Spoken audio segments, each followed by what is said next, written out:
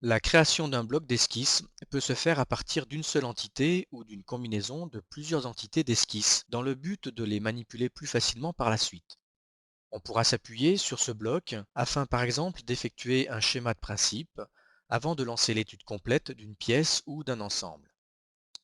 Les blocs peuvent être créés dans un document pièce au sein d'une esquisse, dans un document mise en plan, ou bien, nous le verrons lors d'une prochaine vidéo, dans le contexte de l'assemblage avec la notion de représentation schématique.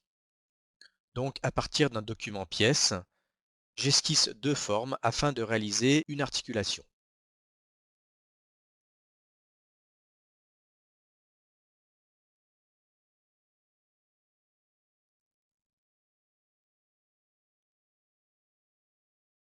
Je sélectionne les entités que je souhaite regrouper au sein de mon bloc.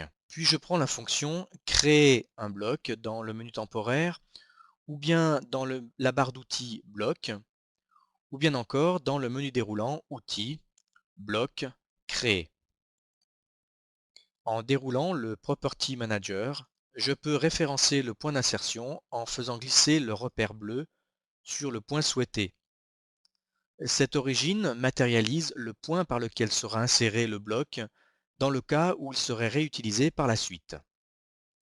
Je valide le bloc et je le renomme Biel 1. Je fais de même avec la seconde forme. La relation d'horizontalité n'est pas gênante puisqu'elle va être supplantée par le positionnement du bloc. Je crée à nouveau donc ce bloc en choisissant le point d'insertion au centre du cercle.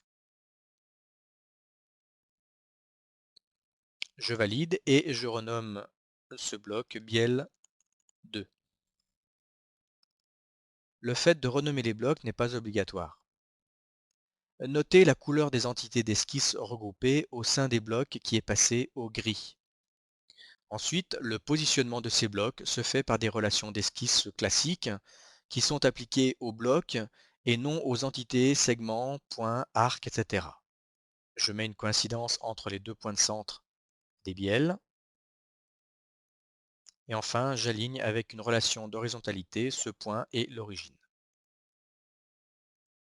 Je valide l'esquisse et peux enfin manipuler l'articulation de manière interactive.